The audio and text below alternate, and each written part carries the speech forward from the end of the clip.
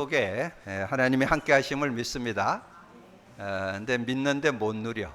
그래서 그게 문제예요. 믿습니다는 되는데 누림이 돼야 돼요. 누림에는 실천이 필요합니다. 그래서 우리가 지금 복음 누림이라는 컨텐츠를 찾아냈는데요. 복음 누림의 컨텐츠는 복음이 다라는 것을 믿고 그것을 여러분의 삶에 적용하기 위해서 실천하는 게 복음 누림입니다. 그래서 복음 누림이 되어야 누구나 인간은 육신에 매여서 살 수밖에 없고 구원받았어도 육신의 영향을 받습니다. 그래서 제가 수요 메시지 하면서 말씀을 드렸죠. 여러분 그 로마서 1장 28절에서 31절 참고하라 그랬죠. 그 하나님을 마음에 두기를 싫어하는 사람들, 그러면 거기에 21가지가 나와요. 그 모습으로 살게 되는데 우리는 기억할 거는 우리가 복음 가진 자인데 예수 믿어도 그 불신자들이 빠지는 거기에 우리도 빠질 수 있다라고 말씀해 줬습니다. 그게 갈라디아서 5장 19절 21절입니다. 근데 개수만 5개 차이 나요. 6개죠. 21가지인데 거기는 제가 대충 쉬어보니까 15가지 정도 되더라고요. 그래서 여러분의 삶에 우리는 육을 가졌기 때문에 육체의 일에 매일 수밖에 없어요. 그래서 우리는 성령의 도움을 받는 거예요. 성령의 도움을 안 받으면 여러분이 그 15가지 문제에 누구나 다 걸려들어요. 그래서 우리는 거기에서 벗어나고 승리하기 위해서 복음 누림을 한다는 거, 그런 꼭 기억을 하셔서, 자, 오늘 복음 누림에 대한 실제를 다시 한번 정리해 드릴 테니까 여러분 실천하세요.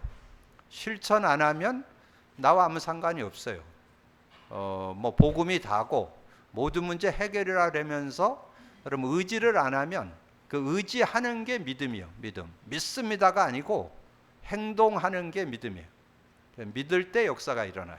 그래서 그리스도 고백 선포 계속 하라고 그러잖아요. 그리스도 고백 선포를 계속 할 때 3가지의 의미를 여러분이 상고하셔야 돼요. 그리스도 고백 선포할 때 반드시 일어나는 일이 있어요. 여러분 하나님 만났는데 고백 선포할 때 성령이 일하십니다. 그래서 고백 선포하는 거예요. 여러분 구원받은 자는 성령의 인도를 받아야 돼요. 성령의 인도를 받으려면 여러분 고백 선포할 때 그 성령의 인도를 맛볼 수가 있어요. 체험할 수가 있어요. 그래서 고백 선포해야만 성령의 인도를 받는다. 그 요절이 어디예요? 요한복음 14장 26절. 그래서 이제 조금 더 구체적으로 적용면으로 들어가서 여러분 실제를 찾아내야 왜 복음 누림을 이렇게 강조하는지, 복음 누림을 계속 해야 되는지에 대한 답이 나옵니다. 그래서 26절에 보혜사 곧 아버지께서 내 이름으로 보낼 성령, 그가 와서, 그가 올 때는 성령이 역사할 때 그가 온다는 뜻이에요. 성령이 역사하면 모든 것을 가르쳐 주시고 모든 거 가르쳐줘요. 여러분 어떻게 살아야 되고 어떻게 인생 살고 어떻게 삶을 살고 어떻게 사업하고 어떻게 인간관계 맺고 모든 거 거기서 다 나와요. 모든 거 가르쳐주고 또한 내게 들은 바 모든 것을 생각나게 하시리라. 여러분 말씀을 읽은 거, 들은 거, 공부한 거, 암송한 거, 이 말씀들이 생각난다는 거예요. 말씀의 최고의 지혜잖아요. 말씀의 지혜를 따라 산다면 여러분 전혀 모자라지 않는 그런 삶을 살아갈 수 있기 때문에, 근데 그것은 고백 선포할 때만 성령의 인도를 받는 시간이다. 이렇게 기억하시면 돼요. 그래서 실제적인 응답 받는 여러분들이 되어주시고, 그 다음에 그리스도를 고백 선포할 때 죄와 저주에서 해방 주셨습니다 그랬죠. 여러분이 구원받았어도 원죄나 조상죄는 해결됐어요. 근데 자범죄는 여러분이 지을 수 있어요. 뭐 거짓말 할 수도 있고 뭐 속일 수도 있고 뭐 여러 가지 미워할 수도 있고 여러 가지 죄를 짓게 되거든요. 근데 그런 죄를 짓는데 그거를 해결해야 되잖아요. 그래서 요한일서 1장 9절 만일 우리가 우리 죄를 자백하면 저는 미쁘시고 의로우사 우리 죄를 사하시며 모든 불의에서 우리를 깨끗게 하실 것이다. 이 죄사함을 주신다는 거, 죄사함. 그래서 죄에 눌려서 죄의 고통을 당하지 말고 자유를 얻고 승리하는 그런 삶이 되라. 그래서 고백 선포를 해야 된다. 그리스도를 고백 선포할 때 사단을 이긴 권세를 주셨습니다 그랬잖아요. 그래서 여러분에게 구원받은 자에게는 그 이름을 부를 특권을 줬어요. 예수 그리스도 이름을 부르기만 하면 이 흑암이 꺾이고 하나님 나라가 임하는 그런 축복이 있습니다. 그게 마가복음 16장 17, 18절이에요. 믿는 자들에게 이런 표적이 따르리니 내 이름으로 귀신을 쫓아내며 새 방언을 말하며 뱀을 집어올며, 여러분 뭐 뱀 잡으러 다니라 그런 말이 아니고 이 사단 마귀가 결박된다 그런 뜻이에요. 뱀을 집어올리며 무슨 독을 마실지라도. 그래서 여러분이 진짜 누구 말 듣고 이런 데 영향 안 받아야 돼요. 그래야 여러분 성령이 충만한 거예요. 특별히 우리 여성분들이 사소한 말에 여러분 시험 들고 넘어지고 그러잖아요.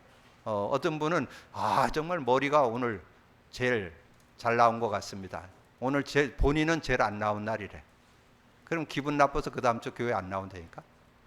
왜냐하면 그런 어떤 사소한 것에 말에 자꾸 넘어서요. 그래서 말에 여러분이 속지 말라고. 그래서 무슨 독을 마실지라도 해를 거기에서 영향받으면 안 돼요.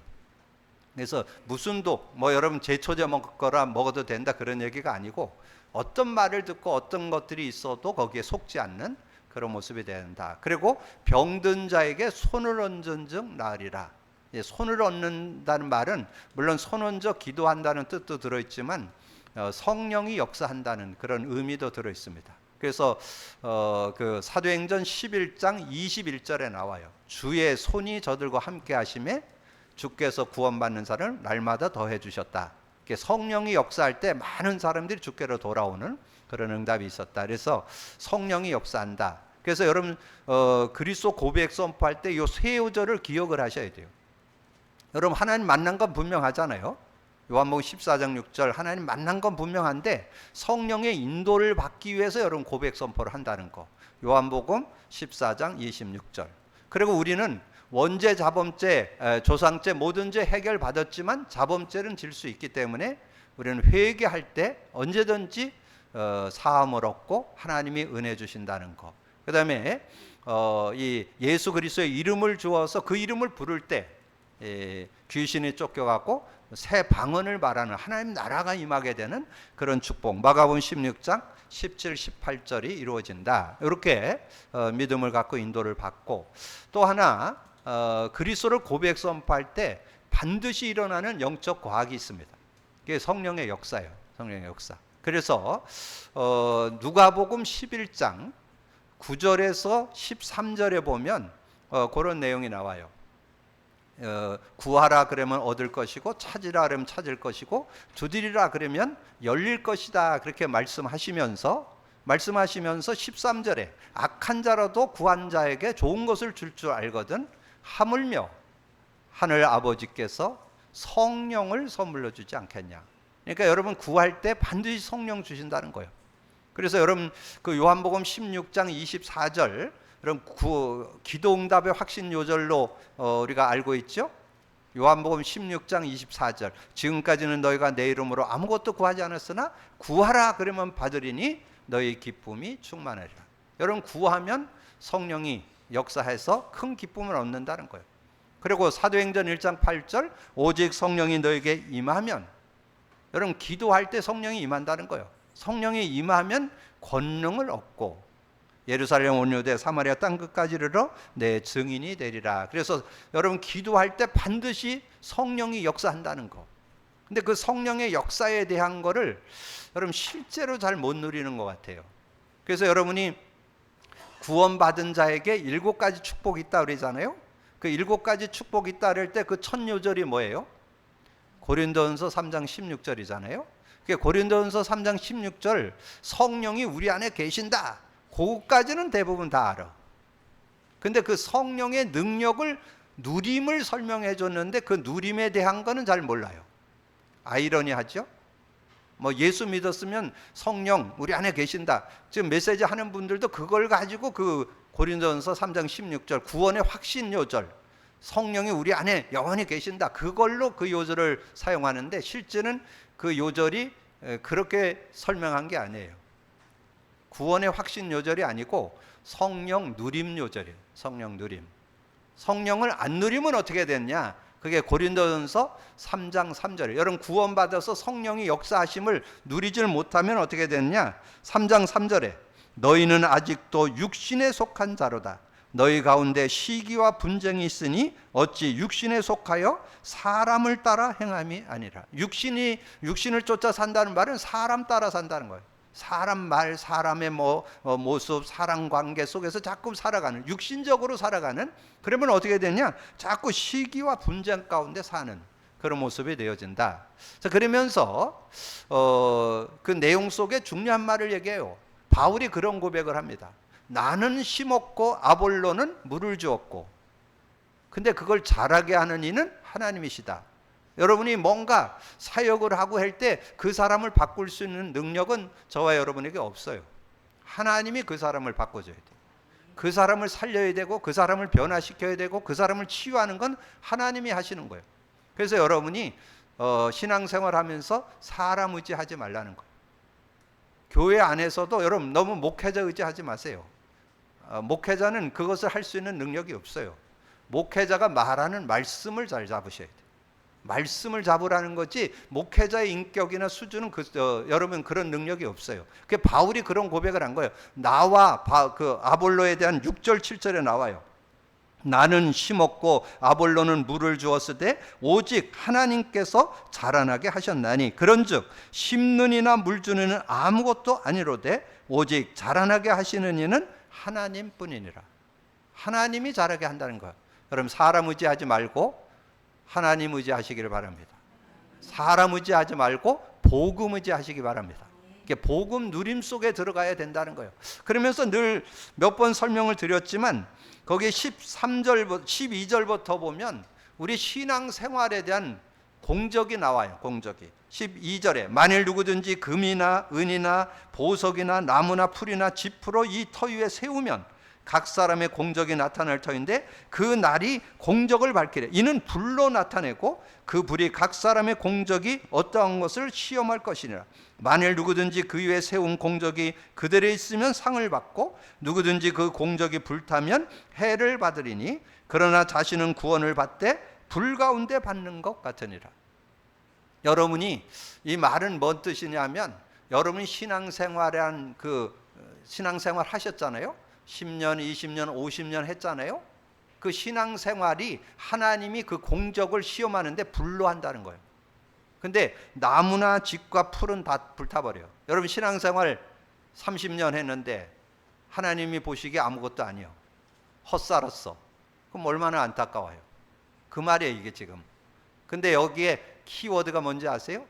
여러분 복음 누림 안 하고 여러분의 힘으로 한 건 다 불타버려요. 여러분 뭐 가지고? 성령 안에서 한 것만 남는다는 거예요. 성령의 능력을 가지고 한 것만 남는다. 복음 누림으로 한 거는 금과 은과 보석이 된다. 여러분 그 축복 속에 들어왔음을 믿으시기 바랍니다. 여러분 우리가 뭐 완전히 그렇게 되지는 못하지만 그래도 그런 중심 가지고 이 복음을 누리면서 성령의 역사 속에 인도받을 때 우리의 열매가 나오는데 금과 은과 보석의 열매가 된다는 거예요. 누구든지 그런 응답 속에 왔고, 그래서 나무나 집과 풀로 된 사람들 그 공적이 다 불타서 부끄러운 불 가운데 구원받는 것 같다. 15절이죠. 누구든지 그 공적이 불타면 해를 받으리니 그러나 자신은 구원을 받되 불 가운데 받는 것 같다. 구원은 받는다는 거. 예수 믿으면 구원은 받으니까. 그러나 삶에 여러분 진정한 응답과 축복, 치유 축복 속으로는 못 들어간다. 여러분 꼭 기억을 하시고, 그래서 반문하는 거예요.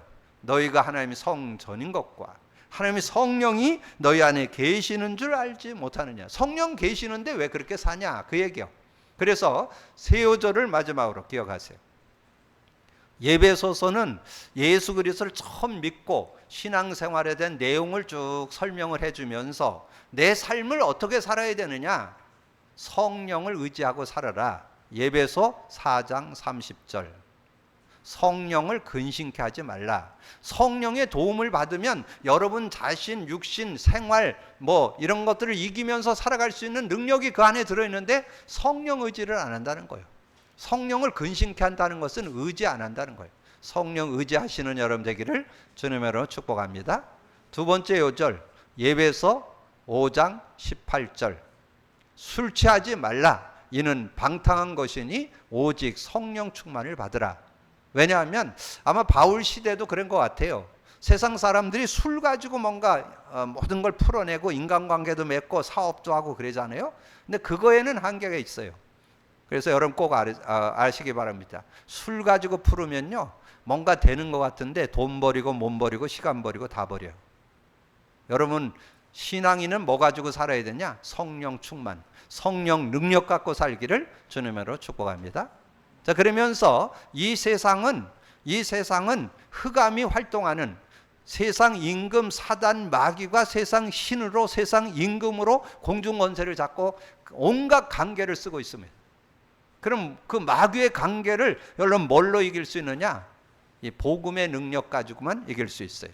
성령의 검, 하나님의 말씀을 갖고 이기는데 어떻게 승리하느냐? 말씀 갖고 있어도 그게 실제되려면 믿음으로 화합이 돼야 돼요. 그래서 예배서 6장 18절 항상 성령 안에서 기도하고, 그래서 항상 성령 안에서 기도해야 여러분 삶을, 그래서 무시기도라고 하잖아요. 그래서 그런 응답들을 받아 누리는, 그래서 여러분이 복음 누림이 되어야만 여러분이 세상 속에서 되어지는 축복 누리고, 요즘에 우리 수요 메시지로 말씀 나누는데 치유 축복으로 들어갈 수 있어요. 영적 치유, 마음 치유, 생활 치유, 삼강 얘기했죠? 여러분 진정한 치유는 복음 누림 속에 들어 있습니다. 복음 누림 실천하기를 주님의 이름으로 축복합니다.